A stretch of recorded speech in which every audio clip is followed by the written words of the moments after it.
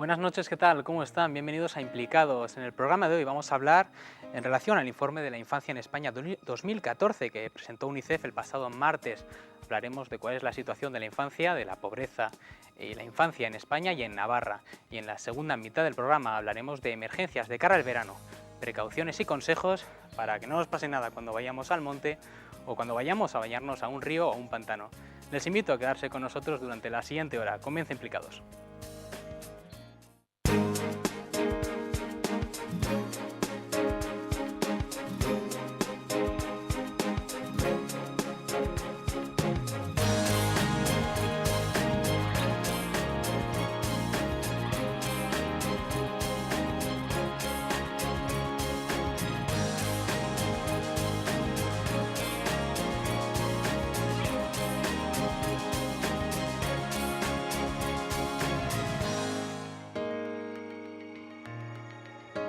Comenzamos hablando en relación al informe de la infancia en España 2014 que presentó esta semana, el pasado martes, UNICEF. Para hablar de este tema nos acompaña en nuestra mesa Maider Gabilondo. Ella es coordinadora de UNICEF Navarra. Buenas noches, bienvenida. Buenas noches. También nos acompaña Nuria Sánchez. Ella es miembro del Movimiento Cultural Cristiano aquí en Navarra. Buenas noches, bienvenida. Buenas noches, gracias. Y a mi derecha se encuentra Sara Bea. Ella es miembro de SEI, Servicio Socioeducativo Intercultural, y además es miembro de Red de Lucha contra la Pobreza. Buenas noches. Muy buenas noches. Y por último nos acompaña Teresa Nagore. Ella es gerente del Instituto Navarro para la Familia y la Igualdad del Gobierno de Navarra. Buenas noches, bienvenida. Hola, buenas noches. Para sentar las bases, para tener una base de lo que vamos a hablar, vamos a ver un vídeo que ha realizado UNICEF con motivo de este informe, del informe que presentó esta semana. ¿Qué valor social atribuimos a la infancia? Han pasado 25 años desde la Convención sobre los Derechos del Niño y a pesar de los avances, en UNICEF sabemos que nos queda mucho por hacer. Actualmente, más de 1 de cada 4 niños vive en España en riesgo de pobreza. Los hogares con hijos son mucho más pobres que los demás y las desigualdades son significativamente más evidentes en el caso de la población infantil y están creciendo. Además, España presenta unos índices muy bajos de natalidad y unos porcentajes altamente preocupantes de fracaso y abandono escolar. Pero la crisis económica no es la única responsable de esta situación. El sistema es débil en materia de protección social infantil. Los niños tienen muy poco peso en las decisiones políticas y las medidas que se adoptan no suelen tener en cuenta el impacto en su bienestar. En estos momentos, España solo invierte un 1,4% del Producto Interior Bruto en políticas de protección social de infancia, muy por debajo de la media de la Unión Europea. En UNICEF, estamos convencidos de que otros escenarios son posibles. La regeneración de un país empieza por sus ciudadanos más jóvenes y su bienestar debe asumirse como una tarea conjunta de todos. Por eso, hacemos un llamamiento al conjunto de la sociedad para realizar un gran pacto de Estado por la infancia. Niños, niñas, familias, empresas, sindicatos, administraciones públicas y partidos políticos. Os necesitamos a todos para avanzar en la aplicación de los derechos del niño y luchar contra la pobreza infantil y por la igualdad de oportunidades de todos los niños. Construyamos juntos un pacto de Estado por la infancia. Nuestro gran valor, nuestra mejor oportunidad. Un vídeo que resume muy bien a grandes rasgos cuáles son los contenidos de este informe. Maider, cuéntanos un poco, ¿cuáles son los principales rasgos que podemos encontrar en el informe de la infancia en España 2014? Bueno, digamos que el informe, tal como lo hicieron los dos informes anteriores, hace una recopilación de estadísticas sobre la situación de la infancia en España. En algunos casos incluso hay indicadores donde podemos ver la posición relativa de las distintas comunidades de España, ¿no? Lo novedoso de este informe es que hace un análisis, una reflexión sobre qué pasará en España dentro de 10 años cuando haya 2,6 millones de habitantes menos, o lo que significa 1 millón de niños menores de 10 años menos que los que hay hoy en día, ¿no? Es una reflexión sobre el país sin niños, qué ocurriría, por qué está sucediendo, por qué están bajando las tasas de natalidad en España. Y otro análisis, otra reflexión sobre el incremento de las desigualdades en España, ¿no? Y sobre todo el incremento de las desigualdades entre los niños en España, ¿no? Cómo esta crisis está acelerando la distancia entre unas familias y otras familias. Y por último, hacemos un análisis sobre la inversión que se está haciendo en España en materia de infancia y familia, cuánto se está invirtiendo, cómo se está invirtiendo y qué impacto está teniendo esta inversión en la mejora de la calidad de la vida de los niños, ¿no? Y cómo estamos luchando contra la pobreza infantil en los últimos años. ¿Estamos siendo eficaces? ¿No estamos siendo eficaces? Y por último, hacemos un llamamiento a la aprobación de un pacto de Estado por la infancia, que en el caso de Navarra lo que vamos a trabajar es un pacto navarro por la infancia, ¿no? Un compromiso de todos los agentes políticos y sociales y de la sociedad en general por la infancia. Luego entraremos un poco a que nos expliques con más detalle en qué consiste un pacto de Estado por la infancia. Recapitulando, este informe da prioridad. O sea, nos da los datos de pobreza y desigualdad, de fracaso y abandono escolar, también nos hace una aproximación de lo que va a pasar en el futuro si seguimos como estamos, baja natalidad y poca inversión. Al comienzo del vídeo hay una pregunta que me gustaría haceros también a vosotras. Empieza el vídeo diciendo ¿qué valor atribuimos a la infancia? Teresa, ¿cuál sería tu respuesta? ¿Qué valor atribuimos hoy en día a la infancia en nuestra sociedad? En nuestra sociedad, yo creo que no está valorada suficientemente. Soy así un poco sincera. A ver, cada vez hay menos niños, como comentaba Maider. Yo realmente creo que el apoyo decidido por la infancia es un apoyo decidido por las familias. Al final es tanto monta tanto, ¿no? O sea, las familias con hijos, o sea, son las sostenedoras de esa infancia. El apoyo a las familias con hijos debe de ser básico y fundamental para que esas familias puedan tener en cada momento los hijos que deseen tener sin ninguna cortapisa. Entonces, en ese sentido, el apoyar e incentivar para que cada familia pueda tener los hijos que desee en cada momento sin que ello suponga un lastre, pues es algo pues, por lo que tenemos que luchar todos. Entonces, hay muy pocos niños y, bueno, pues podemos entender, ahora mismo hemos hecho en el Departamento de Políticas Sociales un diagnóstico también de la situación de la familia o la infancia en Navarra y es muy desolador. ¿Cuál sería esta situación, la situación de la infancia en Navarra? La situación de la infancia en Navarra de aquí a 20 años es que no hay niños y que no es sostenible el sistema, que estamos en una sociedad envejecida totalmente y que además va a ser una sociedad insostenible. Actualmente, hablando de desigualdad, uno de los datos que da el informe de UNICEF es que aumenta cada vez más la desigualdad entre diferentes niños. En Navarra, ¿cómo estamos en este dato concreto?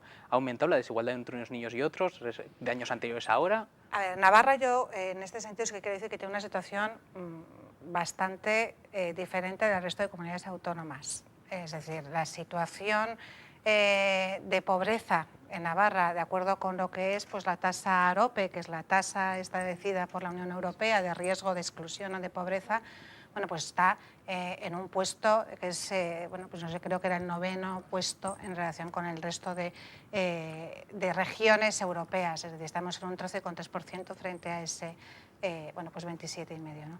Entonces, realmente la situación es, bueno, pues mejor, lo cual no significa que no dejamos de tener un problema y que hay que atajar ese problema. Dentro de lo malo, no tan mala, podríamos Dentro de lo decir. malo, no tan malo, pero es algo que hay que atajar. Entonces sí que es verdad que ha habido, bueno, pues un incremento de esa pobreza respecto de años anteriores. ¿Qué es lo que se está haciendo? ¿Qué es lo que se intenta hacer?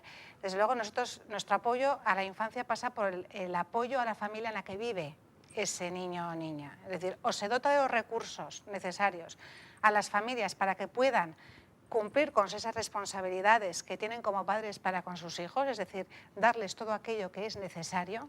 Entonces, el apoyo a la infancia va vía apoyo a las familias para que estén en su entorno y dentro de su entorno puedan bueno, pues tener una vida mejor, ¿no? Respecto a... Sí. Yo quería apuntar un dato que me parecía interesante resaltar. Sí que ha aumentado la cantidad de niños en riesgo de pobreza en Navarra. En la actualidad tenemos a 28.451 niños en riesgo de pobreza.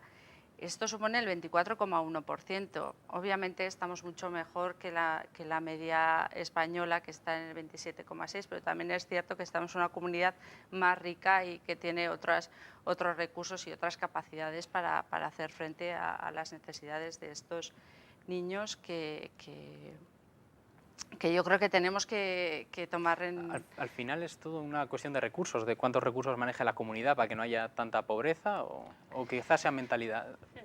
Sí que me Sara, gustaría ¿querías añadir decir- algo más? Sí, sí, claro que sí. Sí, que siempre asociamos Navarra, ¿no?, con una sociedad rica y con muchos recursos, pero yo también creo que es la gestión, ¿no?, de esos recursos. Creo que Navarra ha sido muy potente a la hora de organizar políticas sociales, ¿no?, que han beneficiado a las personas, ¿no?, a las familias y por consecuencia también a los chavales. O sea que...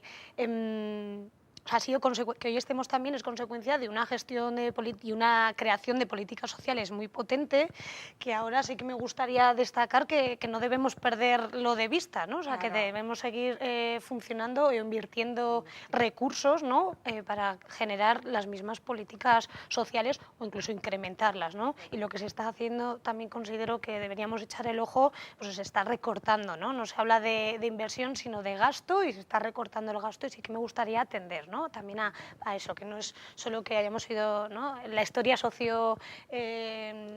como hablábamos antes, ¿no?, en el camerino, ¿no? O sea, que no nos ha venido dado solo, que hemos trabajado mucho Exacto, para que hemos esto trabajado sea por hoy ello, así y que no deberíamos resultados. Pues hay relajarnos una para... estructura, efectivamente, una estructura de protección social, no solamente de lo que es servicios sociales de base, que bueno, yo creo además que también Navarra ha sido la única comunidad autónoma que no ha recortado en servicios de atención primaria, sociales y públicos, sino también la coordinación que pueda existir con otras entidades sociales, con ONGs, etcétera, para que realmente el sistema funcione. Es decir, es tanto de lo público-privado lo que hace realmente que funcione, que haya un sistema de protección o de alerta o de ante situaciones de riesgo que permita actuar. Yo creo también otra cosa que es muy importante, ¿no?, que si queremos prevenir pobreza no solamente es dar recursos, realmente yo creo el tema fundamental, el tema eje de toda cuestión social es el tema del trabajo, el tema laboral. Entonces, toda la política social, toda la vida social se centra en el trabajo. Entonces, familias en paro, pues realmente hacen aguas por todas partes. Y eso ya no es una cuestión solo de Navarra ni solo de España. O sea, si nos ponemos a discutir entre esta comunidad, la otra, o sea, realmente el tema laboral en estos momentos nos está viniendo marcado muy desde arriba y ese es al que tenemos que hincar el diente. Para España hay un plan concreto, ¿no? Se están empeorando las condiciones de toda Europa del Sur, las condiciones laborales, de precariedad, y eso arrastra a todos los niños de todos estos países, ¿no?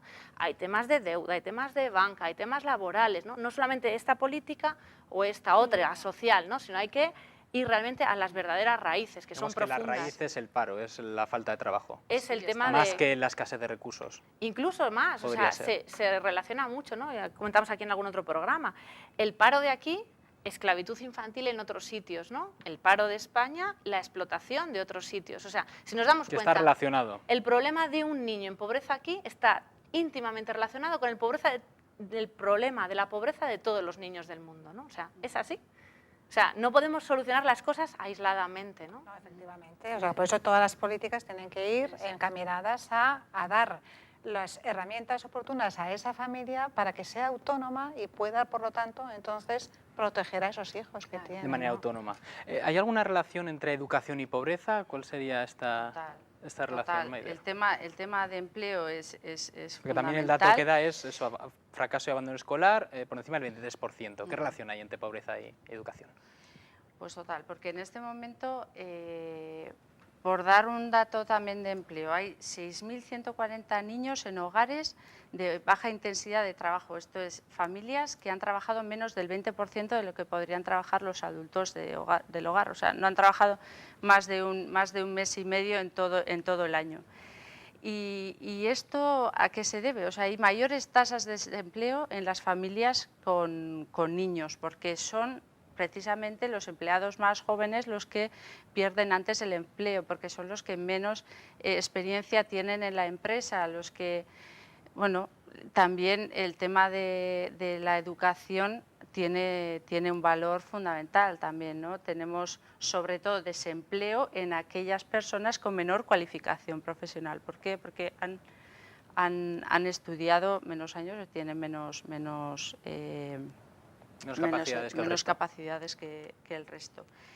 Y esto, unido a las tasas de fracaso y abandono escolar, pues claro, encima está perpetuando esa situación de pobreza de las familias, ¿no?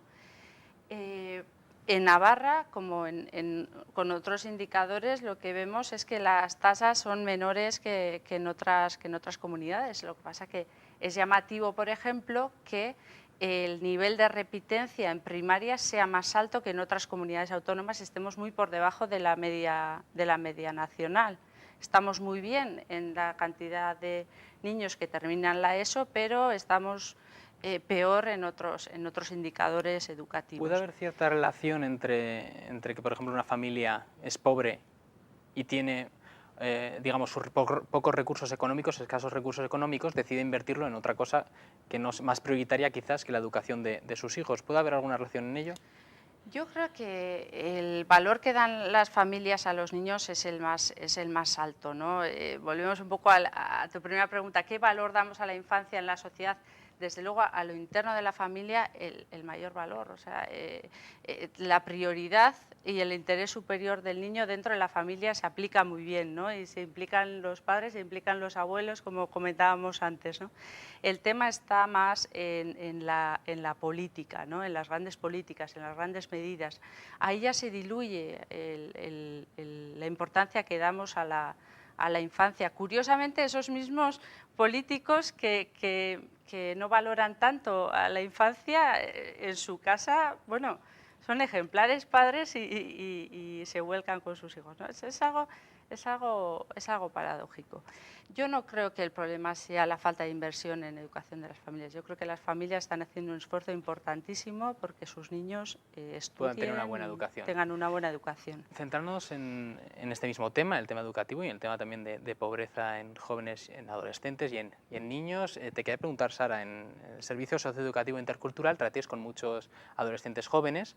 ¿Se nota más en ellos esta desigualdad o se equipara, digamos, a los jóvenes de nacionalidad, digamos, española? O sea, yo creo que los adolescentes con quienes trabajamos en el SEI concretamente, o sea, son chicos y chicas recién llegados, ¿no? O sea, está claro que las familias están invirtiendo mucho en tener una educación porque los traen verdaderamente, o sea, los desarraigan, ¿no?, de allí donde estaban, porque quieren por fin juntarse con ellos, quieren reagrupar y formar la familia aquí, que no están pudiendo formar allá porque no les es posible volver, ¿no? O sea, el valor que dan es muy fuerte y la característica que tienen los chicos y chicas con quienes trabajamos en el SEI es que recién acaban de llegar, no controlan la lengua materna y me da igual que sean de Rumanía, de Senegal o de Bolivia, ¿no? Porque las connotaciones que tiene la lengua castellana aquí son diferentes, ¿no? Y luego también la estructura, ¿no? El sistema educativo también diferente, o sea, necesitan 1 año o 2 de inversión, ¿no?, para adaptarse a esa forma de funcionar aquí, ¿no? O sea, sí que tienen el añadido, yo creo que es igual igual que los demás, pero con una dificultad más que es la adaptación, podríamos decir. Creo que otros chicos y chicas tendrán otras dificultades, ¿no?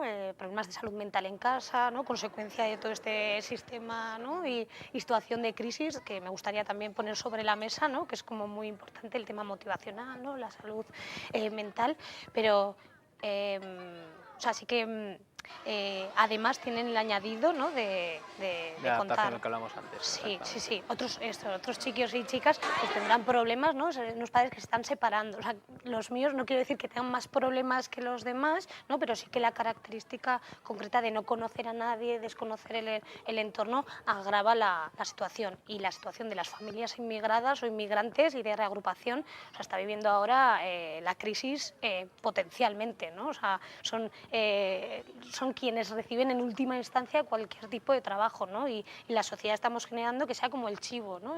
Chivo expiatorio. Sí, ¿no? O sea, como el objetivo. Si esto está pasando, vamos a encontrar culpables, venga, la inmigración, ¿no? Y que además que, digamos, lo que hablamos, que parten de la misma base que los nacionales, o sea, que las personas que ya son de aquí, pero se les añaden diferentes retos, como a cualquier chaval se le añade, pues lo que hablábamos, una separación de sus padres, que siempre son retos. Y hablando un poco de estos retos, Nuria, como miembro del Movimiento Cultural Cristiano, cristiano, el movimiento cultural cristiano es un miembro, o sea, es un movimiento muy combativo con todos estos temas tanto de pobreza como muy enfocado a la infancia. Te quiero preguntar en general, a grandes rasgos, y centrándonos también en España, ¿cuáles son los principales retos a superar respecto a pobreza infantil? ¿Qué veis vosotros desde el movimiento cultural? Yo creo que una de las claves es que tenemos todos que educar la mirada, ¿no? O sea, ya los niños en pobreza están muy cerca de nosotros. Entonces eso es fundamental, educar esa mirada y luego ver la realidad, ¿no?, que está pasando, y luego también, por supuesto, manos y corazón, manos a la obra. Otra clave que y eso ya no es cuestión de las instituciones solo, ¿no?, eso es cuestión de todos, ¿no?, de la comunidad. O sea, realmente si hubiese un tejido social fuerte, no tendríamos que estar llamando tanto a las instituciones, ¿no?, porque hay una base social potente que haría colchón, ¿no? Otra cosa fundamental es el tema del paro. Yo creo que eso tiene que ser prioridad absoluta ante cualquier otra cosa, ¿no? O sea, el problema del paro es realmente un problema que te rompe la sociedad entera, ¿no? Aquí hemos estado hablando antes, ¿no?, que decíamos de que no se tiene hijos, ¿no? Ese es uno de los grandes robos que se hace a la sociedad, ¿no? El miedo al poder tener un hijo, ¿no? El miedo que tener un hijo pueda significar más. ¿Podemos considerar tener hijo como riesgo de pobreza? ¿Puede llegar a considerarse así? Claro, en muchas cosas va a ser una gran riqueza, pero el problema es que si no hay ni comunidad ni apoyo puede ser también, ¿no? Y desde luego es que es triste, o sea, me cuesta a mí, o sea, que en nuestra conciencia se asocie a natalidad con pobreza, ¿no? Ya tenemos el refrán castellano de que el niño llega con un pan debajo del brazo. En nuestra historia un niño siempre era fuente de riqueza, ¿no? Pues hasta para trabajar la tierra, ¿no?, hace cientos de años. Y eso es otra riqueza también en estos momentos. Pero ¿qué pasa en estos momentos? Quedarse embarazada es riesgo directo de despido en muchos sitios, ¿no? Muchos abortos, a mí me preocupa mucho que la gente que dice defender a la familia no se preocupe tanto en los temas sociales, ¿no? Muchos de los problemas de aborto que tenemos son problemas laborales, que una mujer que tiene miedo a que la echen, ¿no? Entonces, si alguien está en esa situación, claro que se plantea no tener hijos, ¿no? Y luego, por supuesto, el continuar, ¿sabes?, poder mantener a esa familia, ¿no? He planteado a Teresa, ¿quieres añadir algo más? No, pregunta. Vale, no, añade, sin problema. No, a ver, yo en este sentido yo creo que, por ejemplo, el tema de la protección laboral a las mujeres en el momento en que tengan o que estén embarazadas o que den a luz durante un tiempo, yo creo que está garantizado en este sentido. Otra cosa es que realmente la maternidad suponga para muchas mujeres un retroceso en su desarrollo profesional.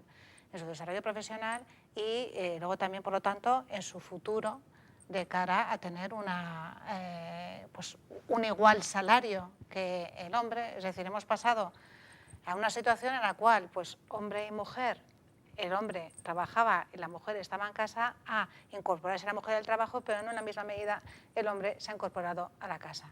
Eso ha hecho que la mujer pues se plantee muchas veces el tener hijos o no tener hijos, con lo cual habrá que poner las condiciones para que así sea. Entre ellas, la seguridad en el laboral, de que realmente no hay un riesgo de despido, de que yo pueda tener las mismas posibilidades de desarrollo profesional. Y también ayudas a la maternidad, mayores ayudas quizás a la maternidad, para promover que la gente pueda... Es un debate. Es un debate. En maternidad yo hablaría de ayudas a la infancia, ¿no? A la infancia. A la infancia. Yo con este tema sí quería decir, ¿no?, que eso es la teoría, pero realmente tenemos situaciones de internas, de la hostelería, o sea que hay muchos campos que quedan al margen, ¿no? O sea que una cosa es lo que debería ser y otra es el mundo real, ¿no? O sea, la realidad es que hay muchas personas, una mujer interna, por ejemplo, ¿no? ¿Cuál es la situación de sus hijos? Acabo de conseguir trabajo. Hay situaciones en Navarra de casi esclavitud. Una interna significa 7 días trabajando, casi 24 horas, con 2 tardes libres a la semana. Esa mujer antes era madre. Tiene que dejar a sus hijos colocados en cualquier sitio. Es, por ejemplo, una persona que está cuidando a una persona anciana y tiene que estar todo el día viviendo con ella, por ejemplo. Por ejemplo, que se intenta que se cumpla unos mínimos que son realmente mínimos, pero es que a veces hasta eso pasa, ¿no?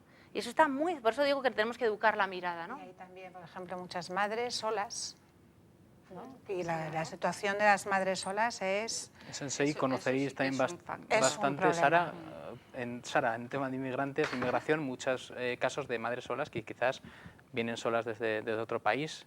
Y pues, muchas madres vienen solas de otro país, muchas veces con estudios incluso, ¿no? Y tienen que no dedicarse a lo doméstico porque es donde han encontrado el hueco y el espacio, ¿no? Y una persona que encima reagrupa a sus hijos y no puede, es verdad, o sea, encontramos a familias que no pueden atenderle como estamos acostumbrados a que debería atenderse, ¿no? Que igual o sea, la prioridad es total y por eso mantiene el empleo, ¿no? de esclavitud también lo considero, ¿no? Es una pasada, ¿no? Y además está muy mal valorado, remunerado, ¿no? Eso es un frente y un reto muy Digamos muy que es otro potente. reto añadido a lo que estamos hablando. Quiero volver a la pregunta inicial que le he hecho a Nuria, quizás un poco brusca, si es riesgo de pobreza tener hijos hoy en día, pero es que hemos salido a la calle y hemos preguntado a las personas que nos hemos encontrado si hoy en día ser una pareja joven es compatible con tener hijos a pesar de la crisis. Estas son las respuestas que nos han dado. Yo creo que ahora, al no haber trabajo y no haber dinero para los jóvenes, pues cada vez es más tardío tener hijos, entonces... Es difícil, es complicado. Yo de hecho no tengo hijos todavía, tengo pareja, pero hay que pensárselo, sí. Ahí andamos con cuidado y sobre todo con el tema eso, laboral, que hay que pensárselo, sí. Creo que el estilo de vida de la sociedad joven tiende a pues, estar en casa mucho tiempo, a que los padres les protejan económicamente mucho tiempo, por lo tanto eso ayuda a que no tengan hijos, no sean parejas estables jóvenes y no tengan hijos. Por lo tanto creo que es muy diferente a como era antaño. Sí, yo creo que sí. O sea, creo que antes fuimos jóvenes con tiempos peores que estos y tuvimos hijos. Pues sinceramente con el nivel que tienen los salarios actuales es prácticamente imposible, muy difícil. Necesitan trabajar los dos miembros de la pareja y aún así apenas si se llega a fin de mes. Así que... Es complicado porque hoy en día están las cosas un poco mal y hay que estudiar, hay que tirar hacia adelante y siendo joven tienes otra mentalidad, que tienes que tirar tú hacia adelante y no piensas en tener hijos ahora mismo. Maider, ¿compartes algunas de las opiniones que hemos oído? Yo lo que sí quería destacar es que ser en este momento familia con hijos sí es un grupo de población con mayor riesgo de pobreza y es el grupo de población con mayores tasas de pobreza. Y dentro de esas familias con hijos, las familias monoparentales son las que presentan mayores tasas de pobreza. Entonces, claro, tener un hijo te aboca a la pobreza, tampoco me atrevería a decirlo, pero sí que es cierto que las familias más pobres son las familias con hijos. Y son las familias que tienen mayores problemas para afrontar gastos imprevistos. Por ejemplo, el 26,3% no puede afrontar un gasto imprevisto, no puede reparar la caldera si se le rompe, por ejemplo. O sea, no estamos hablando de irse de vacaciones, estamos hablando de situaciones que se pueden dar que afectan directamente al bienestar de la familia. Pero en el vídeo hemos oído una persona que ha dicho, en mi época pues, había peor situación que ahora, peor crisis, ha venido a decir el hombre, y todo el mundo tenía varios hijos.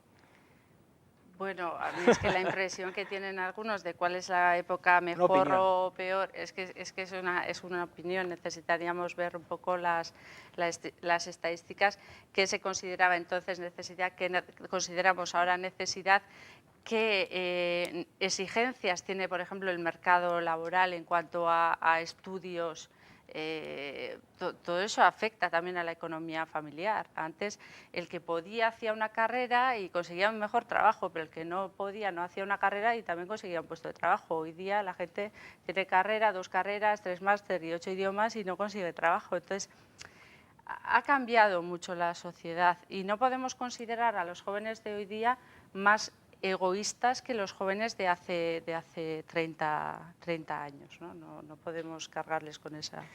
Brevemente, Maider, para ir finalizando, te quería preguntar por el pacto de Estado que pedís en el informe de este año. Bien. Hombre, pues vista esta situación en la que la inversión en infancia, como decía el vídeo del principio, en España está muy por debajo de la media de la Unión Europea, visto que si seguimos invirtiendo tan poco en políticas hacia la infancia y la familia, las tasas de natalidad van a ir descendiendo de manera peligrosa incluso para la supervivencia de nuestro estado de bienestar y para la supervivencia de nuestras pensiones incluso, ¿no? O sea, aunque no sea por generosidad o que sea por egoísmo, pero tenemos que de lo que va a pasar en el ponernos ya futuro.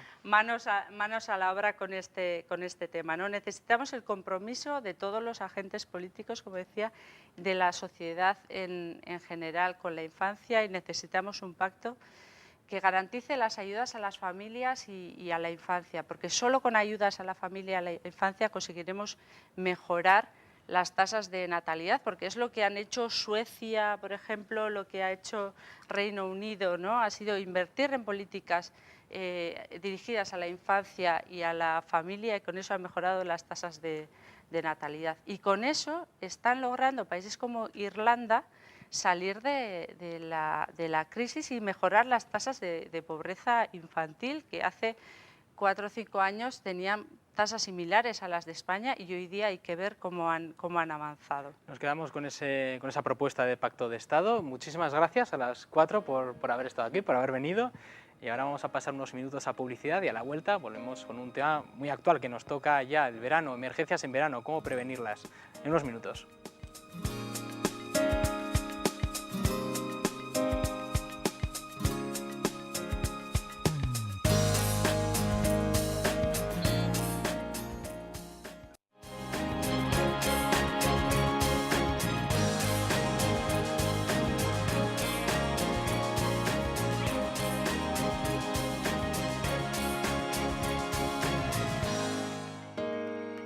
Continuamos en Implicados, vamos a hablar ahora de emergencias en verano, cómo prevenirlas y cuáles son los principales peligros, las principales emergencias que nos podemos encontrar en Navarra.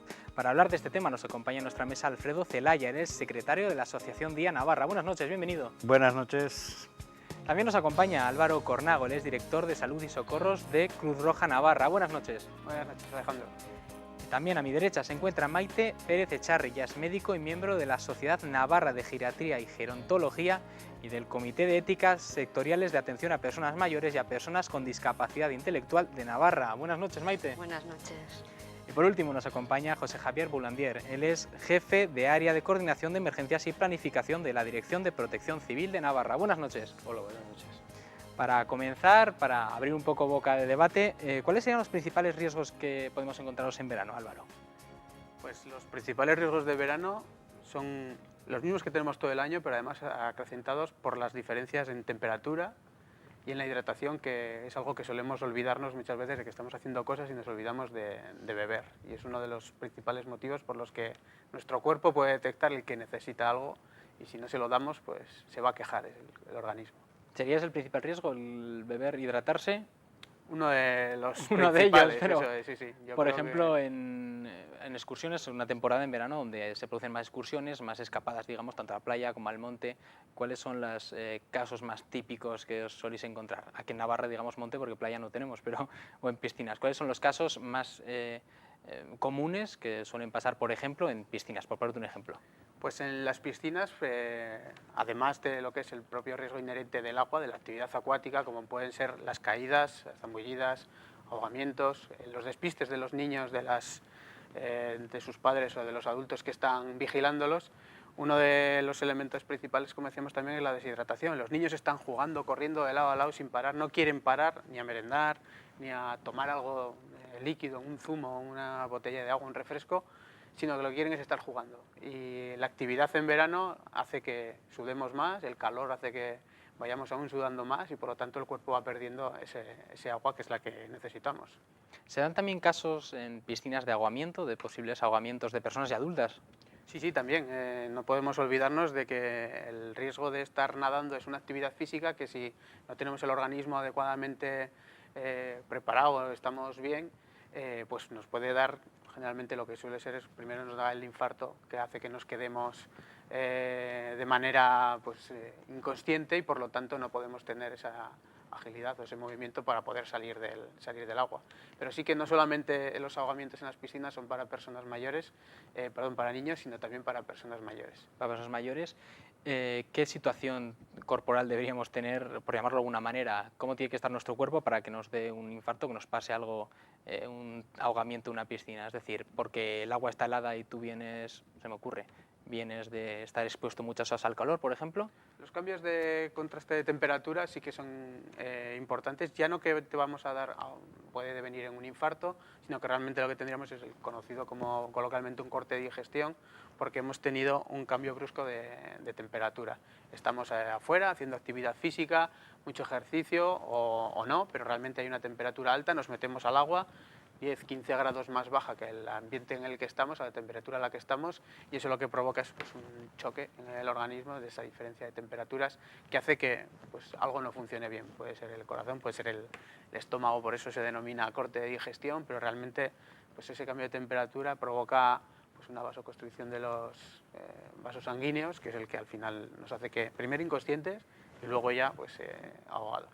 Hablando de corte de digestión, Alfredo, el secretario de la Asociación Día Navarra, sobre el corte de digestión te quiero preguntar, ¿es un mito eso de que hay que esperar 1 o 2 horas para poder bañarse? Porque mucha gente acaba de comer, se baña directamente y no le pasa nada. Parece muchas veces que es como una especie de precaución, pero que nunca pasa. No, no es un mito, ¿eh? Realmente además se producen muchos cortes de digestión, entonces no es un mito el hecho de decir que entre la comida y el baño hay que esperar más o menos unas 2 horas.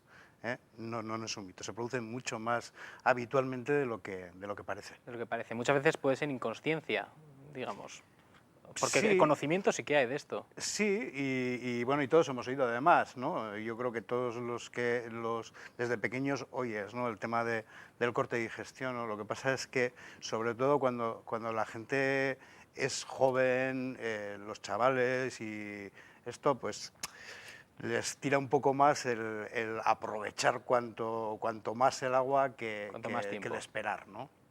Respecto a personas mayores, Maite, las causas de riesgo en personas mayores, en cualquier situación de verano, generalmente insolaciones, ¿suelen ser por desconocimiento o porque no hay mucha precaución? Bueno, las personas cuando envejecemos tenemos cambios en nuestro cuerpo que son esperables. Uno de ellos es que regulamos un poquito peor la temperatura y al mismo tiempo también tenemos menos sensación de sed.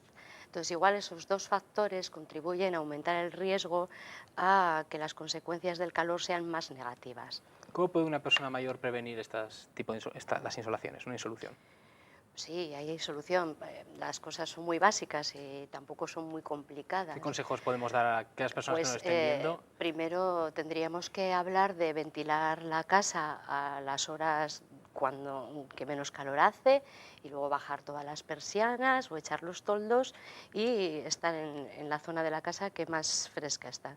No salir a la calle cuando mayor temperatura hay, beber, comer una dieta equilibrada poquitas veces al día, 5 veces al día, que sea ligera, con alimentos frescos y que tengan gran contenido de agua. Pues verduras, ensaladas, un gazpacho ligero, las frutas de temporada que tienen mucho contenido de agua. Muchas veces asociamos insolación, ahora que estamos hablando, estabas contando bajar las persianas, estar en el lugar fresco de la casa. Yo siempre asocio insolación en la calle, a estar por la calle y que te pasa. ¿Y puede pasar dentro del domicilio perfectamente? Puede pasar dentro del domicilio perfectamente. Claro, hablamos de personas mayores y las personas mayores no son todas iguales, es un colectivo muy heterogéneo. Hay personas mayores que son muy autónomas, tienen mucha capacidad de autocuidado y hay otras personas que son mayores pues que tienen menos capacidad de toma de decisiones o una demencia o una situación funcional más limitada y que necesitan de nuestro cuidado. Entonces, evidentemente, si alguien funcionalmente no puede desabrigarse, no puede quitarse la ropa, pues va a tener que tener alguien que lo haga por él. Si alguien tiene problemas para deglutir, habrá alguien que le tenga que cuidar y aportarle los líquidos o bien en forma de gelatinas con algún espesante para que no deje de deshidratarse, para que no deje de tener la hidratación necesaria.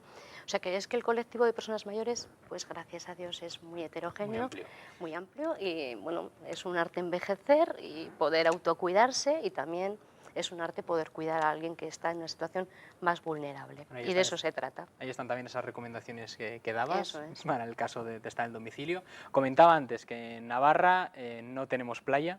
He puesto el ejemplo de irnos al monte, irnos a la piscina, que no hay playa, pero sí que hay muchos pantanos y muchos ríos.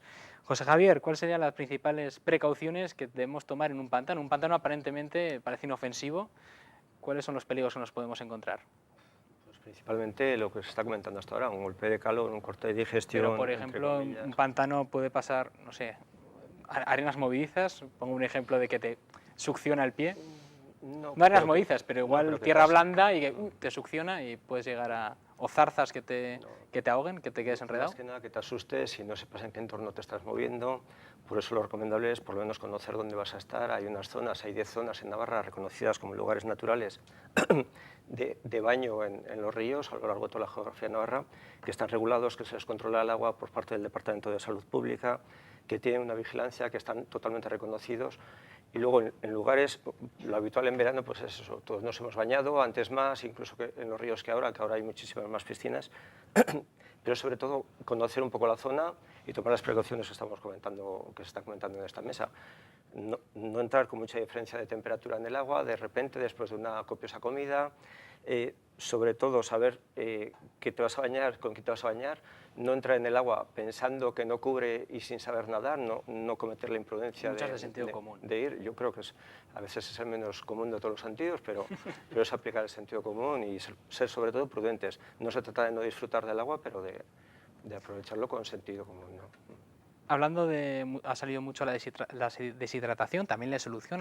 Álvaro, ¿cómo debemos actuar cuando vemos que una persona le ha dado una insolación?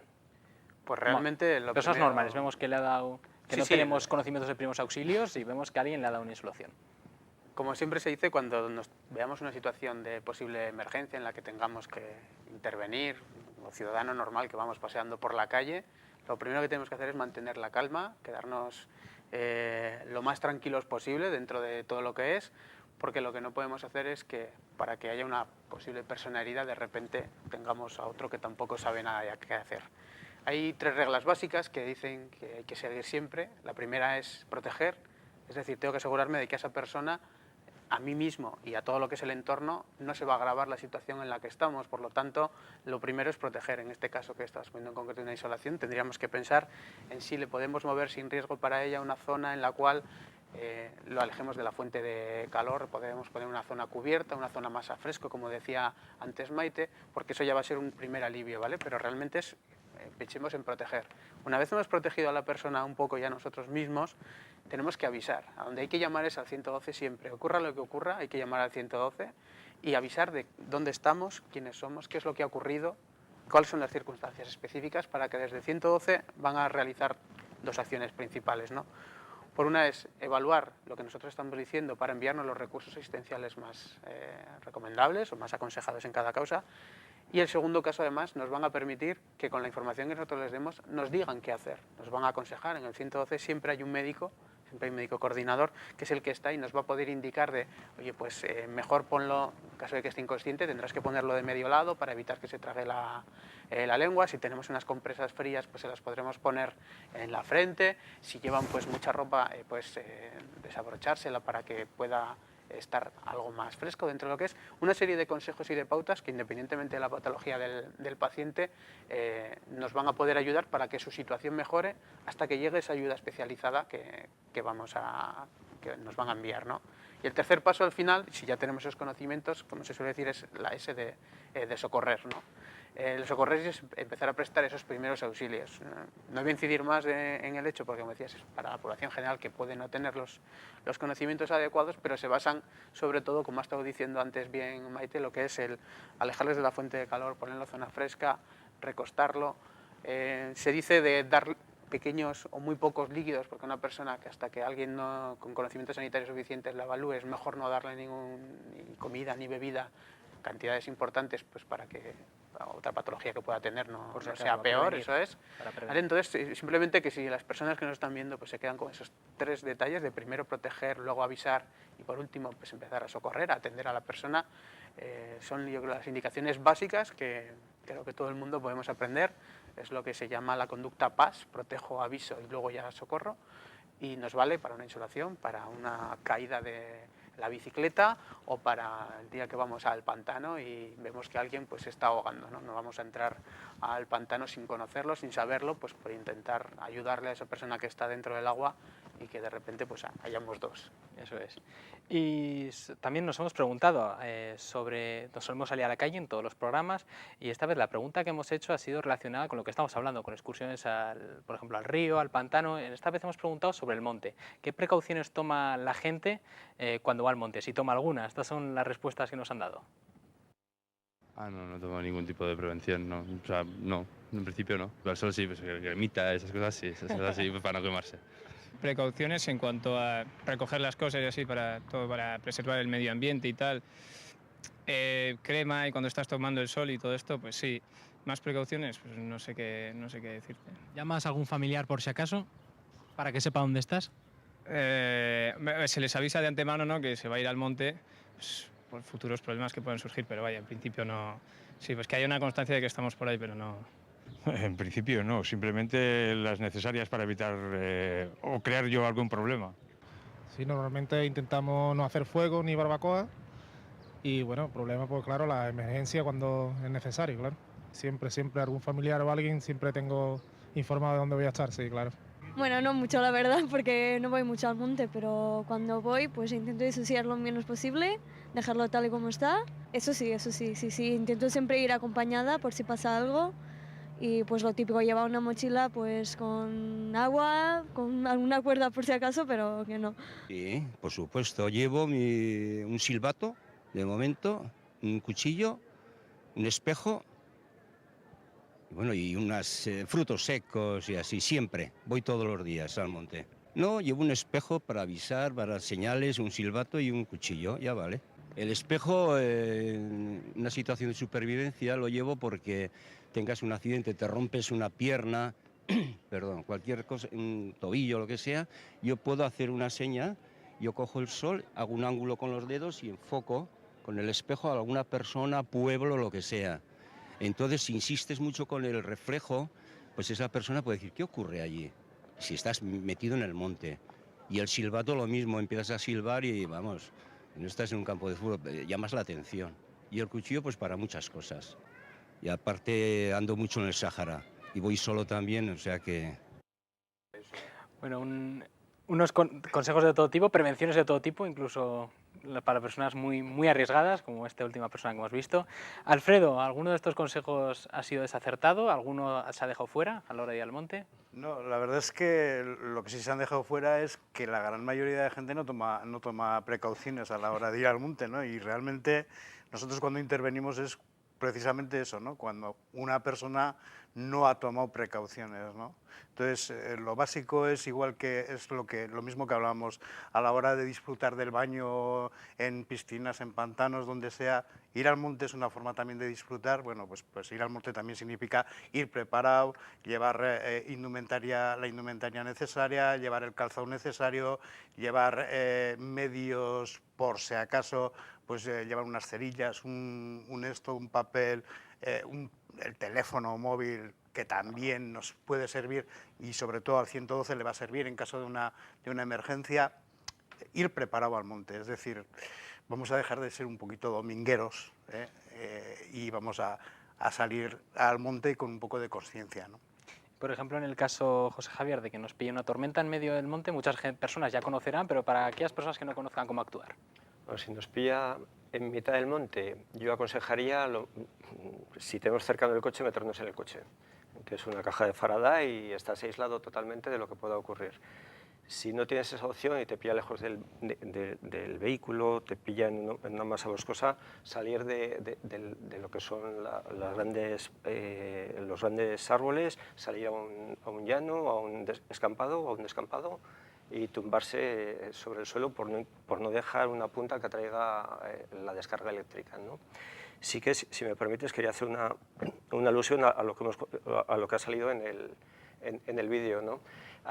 Yo, es criterio propio, tengo la impresión de que nos hemos vuelto muy urbanitas y tenemos la sensación de que somos seguros al 100% y no tomamos las debidas precauciones o no advertimos que puede haber un riesgo en el monte cuando vamos, ¿no? Y yo sí que aconsejaría, además lo que ha estado comentando Alfredo, bueno, pues saber dónde se va a ir, conocer el terreno, lo que decíamos de los embalses, lo del silbato del señor me ha parecido totalmente cabal, tener previsto cuánto va a durar la ruta, qué equipamiento voy a tener.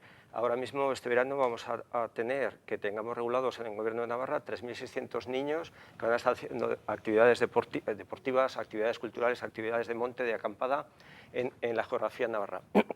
Bueno, pues alguien les tiene que asesorar, tienen que tener monitores especializados que les asesoren por dónde van a ir con la ruta, si va a ser una ruta de media montaña, de alta montaña, tienen que ir equipados y pertrechados para hacerla y por si acaso vienen mal dadas para poder salir con cierta solvencia de la situación, ¿no? Sin tener que implicar a los servicios públicos, etcétera, etcétera. Nos quedamos con estas recomendaciones. Muchísimas gracias a los cuatro por haber venido. Y a ustedes solo queda desearles un feliz verano. En verano no hay programa Implicados, así que les deseo que pasen un feliz periodo de verano. Nos vemos a la vuelta.